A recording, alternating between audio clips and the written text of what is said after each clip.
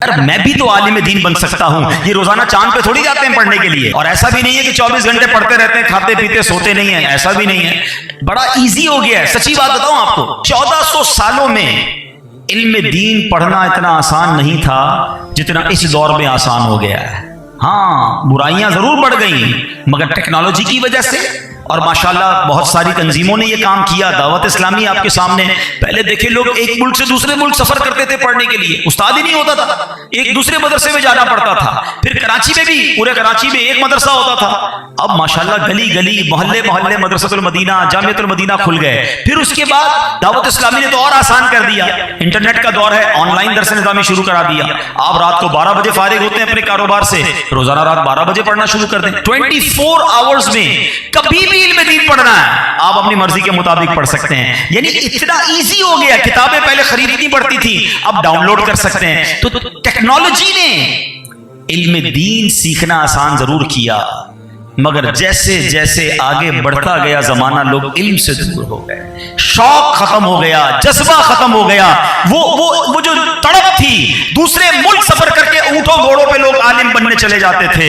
आज हमारे मोहल्ले में इल्म दीन सिखाने वाला है मगर हमारे पास टाइम नहीं। मदनी चैनल रिमोट से ऑन करें तो इल्म दीन सीखने को मिलता है, उसको देखने का टाइम नहीं। मोबाइल पर घंटों जनाब सोशल मीडिया पर टाइम गुजारने का वक्त है। इसी मोबाइल से मैं रोज इल्म दीन सीख सकता हूं, कोई किताब पढ़ सकता हूं, तफसीरे कुरान पढ़ सकता हूं, उसका टाइम नहीं। हालांकि इल्म पहुंच गया फिंगर टिप्स पर, इल्म आ गया हमारी दस्तरस में, मगर शौक दिल से खत्म हो गया।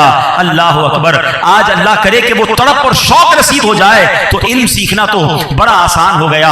बहरहाल मेरे मीठे इस्लामी भाइयों, अब बात करते हैं उलमा की मजलिस में बैठने की फजीलत। मुबारक हो जो माशाल्लाह आज वक्त निकाल कर आए हैं, इल्म दीन की इस महफिल में आए हैं। ये आपके लम्हात जाया नहीं हो रहे। हाँ, बड़ी बड़ी इबादतों से बड़ा सवाब मिल रहा है। सुनो, अल्लाह के हबीब अलैहिस्सलाम फरमाते हैं, सैयदना अबू ज़र रज़ियल्लाहु तआला की एक हदीस में है कि आलिम की मजलिस में हाजिर होना 1000 रकअत नमाज, 1000 बीमारों की इयादत और 1000 जनाजों में हाजिर होने से बेहतर है। 1000 जनाजे कब पढ़ेंगे भाई? 1000 मरीजों की इयादत है। अब जरा सोचो, उस महफिल में हाजिर होना। अब नबी पाक से एक सवाल बड़ा प्यारा किसी ने किया, हुजूर ये इरशाद फरमाएं कि किरात कुरान से भी अफजल है। कुछ लोग होते हैं ना, कहते हैं हम कुरान की तिलावत करेंगे, इल्म दीन की मजलिस में नहीं आते। नबी पाक से सवाल किया, हुजूर नमाज जनाजा और मरीजों की इयादत और 1000 रकत से तो अफजल है, क्या तिलावत कुरान से भी अफजल है? अल्लाह के हबीब फरमाते हैं, क्या इल्म की मजलिस में हाजिर, सवाल किया गया कि क्या इल्म की मजलिस में हाजिर होना किरात से भी अफजल है? फरमाया, क्या कुरान बगैर इल्म के नफा बख्श है? इल्म के बगैर क्या कुरान फायदा देगा? तो इल्म होगा तो कुरान भी इसकी बरकत अता होगी, कुरान भी अंडरस्टैंड करना आसान हो जाएगा, कुरान को पढ़ने के आदाब नसीब हो जाएंगे। तो पता चला खुश नसीब होते हैं वो लोग जो इल्म दीन की मजलिस में जाते हैं, उलमा की मजलिस में जाते हैं और शौक के साथ बैठकर कुछ सीख कर आने की कोशिश करते हैं। सुभान अल्लाह। बहरहाल फजाइल तो बहुत सारे हो गए। अब आते हैं उन लोगों की तरफ, जैसे माशाल्लाह यहाँ जामियतुल मदीना बना, कुछ लोगों ने यकीनन ताउन किया होगा, मगर ताउन करते रहना चाहिए। सच्ची बात पता क्या है कि ये मेरे और आपके पैसों का नसीब है जो उलमा पे खर्च हो जाए, जो तलबा पे खर्च हो जाए। हम अगर खुद आलिम नहीं बन सके तो किसी को आलिम बनने में मददगार तो बन सकते हैं कि चलो ये उलमा हैं, क़यामत के दिन इंशाअल्लाह हमने हदीस सुनी है कि इनको कहा जाएगा रुकिए और लोगों की शफाअत करो और उन्हें जन्नत में ले जाओ। क्या पता क़यामत के दिन कोई आलिम दीन हमारा हाथ पकड़ ले, आपने मदद की थी, मैं आलिम बन गया, चलिए जन्नत में साथ चलते हैं। मैं आपको हदीस सुनाता हूं, मेरे आका फरमाते हैं, अद्दालु अलल खैरि कफाइलिही। अल्लाह के हबीब फरमाते हैं, भलाई पर दलालत यानी भलाई पर रहनुमाई करने वाला जो है, भलाई करने वाले जैसा है, यानी भलाई करने वाले की तरह है। आप आलिम नहीं बन सके, इंशाअल्लाह उलमा को सपोर्ट करोगे तो आपको भी सवाब मिलेगा। और रिवायतों में आता है ना, मुजाहिद जो कि जिहाद करता है और मुजाहिद को सामान देने वाला दोनों बराबर हैं, क्योंकि वो जिहाद कर रहा है, ये पीछे सपोर्ट कर रहा है। बिल्कुल इसी तरह अगर कोई दीन का काम कर रहा है, आप पीछे सपोर्ट करने वाले बन जाएंगे, इंशाअल्लाह मेरे रब की रहमत से उम्मीद है आपको भी इसका अजर मिलेगा। अच्छा, यहां पर एक और बात अर्ज करता चलूं कि हमें ये बात समझनी है کہ علم دین ہمیں بھی سیکھنا ہے. ہاں ہم جو ہے جناب ٹھیک ہے مولانا صاحب نے کہہ دیا میں جامعۃ المدینہ میں ایک طالب علم کو اسپانسر کر دوں گا, میری ذمہ داری پوری ہو گئی. ٹھیک ہے, جتنا کورس یہ کرتے ہیں یہ سب پر سیکھنا فرض نہیں ہے, مگر ایک حد تک علم سیکھنا یہ ہم سب پر فرض ہے. وہ نہیں کریں گے تو گناہگار ہوں گے. حدیث پاک بڑی مشہور ہے, سنی ہوگی آپ نے. آقا فرماتے ہیں طلب العلم فریضۃ علی کل مسلم, علم کا حاصل کرنا ہر مسلمان پر فرض ہے. اسکولوں میں بھی میں نے دیکھا تھا یہ لکھی ہوئی ہوتی تھی حدیث, حالانکہ علماء فرماتے ہیں اس سے دنیاوی علم مراد نہیں ہے, اسکول کالج والا علم مراد نہیں ہے, بلکہ سب سے پہلے اس سے ضروری دینی علم مراد ہے. اس حدیث سے کون سا علم سیکھنا ضروری ہے؟ اب ذرا میں چند چیزیں بتاتا ہوں, غور سے سن لیں, تاکہ ایٹ لیسٹ کم از کم جو علم سیکھنا فرض ہے وہ تو ہم سارے پورا کر لینا. مدری چل کے ناظرین بھی غور سے سنیں. فرمایا کہ سب سے پہلے بنیادی عقائد سیکھنا فرض ہے. اللہ کے بارے میں ہمارا کیا عقیدہ ہونا چاہیے, نبیوں کے بارے میں, رسول پاک کے بارے میں, فرشتوں کے بارے میں, قیامت کے بارے میں, جنت کے بارے میں, دوزخ کے بارے میں, جو بنیادی ہمارے عقائد ہیں اس کے بارے میں ہمارا علم سیکھنا, عقیدہ سیکھنا فرض ہے. بہت سو کو نہیں پتا ہوتا. آگے چلتے ہیں. فرمایا اس کے بعد نماز کے فرائض, اس کی شرائط, اس کے مفسدات. پھر رمضان کی جب تشریف آوری ہوگی تو اب ہم پر روزے فرض ہو گئے تو روزوں کے ضروری مسائل سیکھنا فرض. جس پر زکوٰۃ فرض ہو اس پر زکوٰۃ کے ضروری مسائل سیکھنا فرض ہے. جس پر حج فرض ہو جائے گا اس پر حج کے مسائل سیکھنا فرض ہو جائیں گے. نکاح کرنا چاہتا ہے تو نکاح کے مسائل سیکھنا ضروری. تجارت کرنا چاہتا ہے تو تاجر کو خرید و فروخت کے مسائل سیکھنا ضروری. نوکری کرنے والے کو نوکری کرنے کے مسائل سیکھنا ضروری ہو جائیں گے. جب آپ کسی کو نوکر رکھیں گے, اجیر رکھیں گے, تو اب نوکر رکھنا کیسے ہے, اس کی اجرت کیسے دینی ہے, اس کے شرعی مسائل کیا ہیں, وہ سیکھنا ضروری ہو جائیں گے. تو اسی طرح میرے میٹھے اسلامی بھائیوں, پیارے اسلامی بھائیوں, اس بات کو سمجھیے کہ اس ہر بندے کی موجودہ حالت کے مطابق اس پر اپنے مسئلے سیکھنا فرض عین ہے. اس کے علاوہ بھی اور بہت ساری باتیں ہیں جس کو باطنی بیماریاں کہتے ہیں, باطنی برائیاں کہتے ہیں. مثال کے طور پہ عاجزی, اخلاص, یہ تو بڑی اچھی نعمت ہے, اس کے بارے میں معلوم ہو. تکبر کس کو کہتے ہیں, ریاکاری کس کو کہتے ہیں, غیبت کس کو کہتے ہیں, پتہ ہی نہیں ہوگا تو بچوں کے کیسے. ایک فہرست ہے پوری جو علوم سیکھنا ضروری ہے. مگر یہاں ہم سے پوچھو بھائی آج کل دنیا میں ہو کیا رہا ہے, کون سی ٹیم کون سا میچ کھیل رہی ہے, کون سے ملک کا وزیر اعظم تبدیل ہو گیا ہے, کون سا جناب معاملہ کدھر ہے. روزانہ کچھ لوگ تو عجیب لوگ ہیں, روزانہ ڈالر کے ریٹ دیکھ رہے ہوں گے. $1 خریدنا نہیں, ڈالر کا ریٹ روز پتا ہوگا. سونے کا 1 تولہ خریدنا نہیں, سونے کا ریٹ روز معلوم. خامہ خائی کی معلومات. سوشل میڈیا پہ گھنٹوں بحث, ٹاک شو دیکھ رہے تو ایسے دیکھ رہے جیسے ملک کا حال یہی چلا رہے ہیں.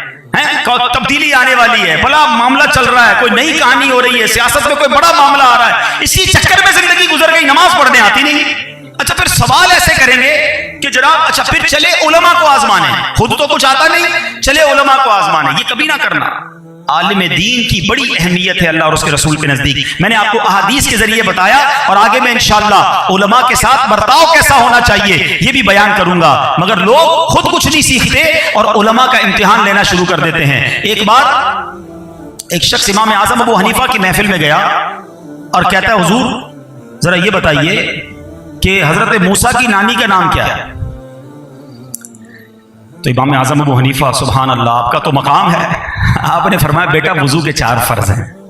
وہ عجیب و غریب کیفیت میں آ گیا کہ یہ آپ کیسے جواب دے رہے ہیں, کمال کا جواب دیا, اللہ کرے یہ بات سمجھ آ جائے.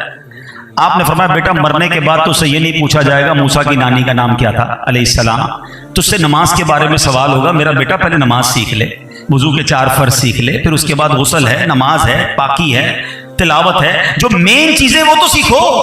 ادھر یہی حال ہے, بحث ایسی کریں گے کہ جناب علماء ایسے ہونے چاہیے, مدرسے ایسے ہونے چاہیے, جناب دین کا کام ایسے ہونا چاہیے. سوال کرو بھائی نماز پڑھنا آتی ہے؟ ہاں آتی تو ہے, پڑھتا تو ہوں. کیسے پڑھتا ہوں, کدھر سیکھی, یہ کسی کو نہیں پتا.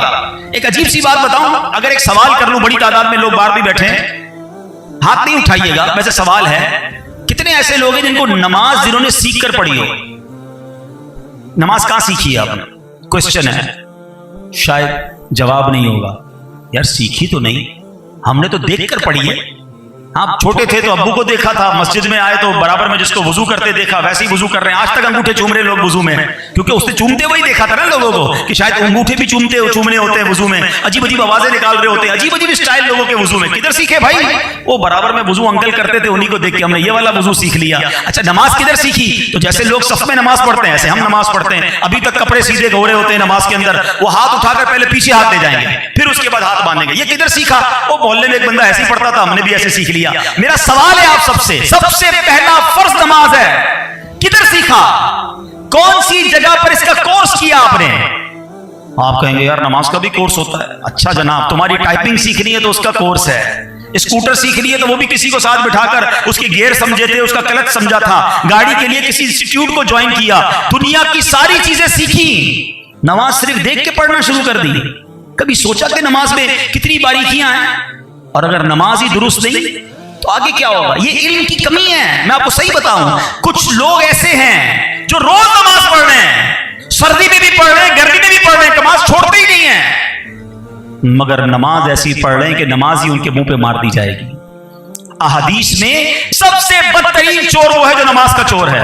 हुजूर नमाज में चोरी कैसे हो सकती है? फरमाया जो रुकू और सजदे सही नहीं करता है, जल्दी जल्दी रुकू, ऐसे कव्वे की ठोक मारने वाला कहा गया अहदीस में। कुछ लोग सजदा ऐसे करते हैं, सजदे से खड़े फिर सजदे में, फिर सजदे में, ऐसा लग रहा है को कव्वा ठोक मार रहा है, क्योंकि सीखी नहीं है ना, शौक है मगर बगैर इल्म के।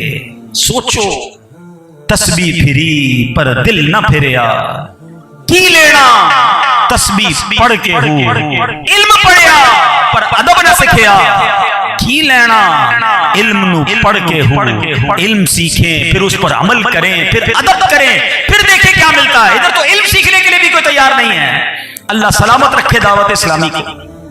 इस दौर में नमाज कोर्स शुरू करा दिया। लोगों ने बातें की यार नमाज का भी कोई कोर्स होता है। वल्लाही 50-50 60-60 साल लग के लोगों ने जब कोर्स किया, 25 साल से नमाज पढ़ते थे, उनकी जबान से जुमले आए कि आज पता चला नमाज कैसे पढ़नी है, आज पता चला वुजू कैसे होता है, आज पता चला सजदा किन हड्डियों पे होता है। हम तो पेशानी ही नहीं लगाते थे, हमारी तो उंगलियां सजदे में उठ जाती थी, हमें तो अंदाजा ही नहीं था तादील अरकान क्या है। अरे ये 5-7 दिन में तुम वो चीज सीख सकते हो जो तुम्हारी जिंदगी भर तुम्हारे साथ रहेगी, मगर नमाज सीखने का टाइम नहीं है, चाय के होटल पर घंटों बैठने का टाइम है।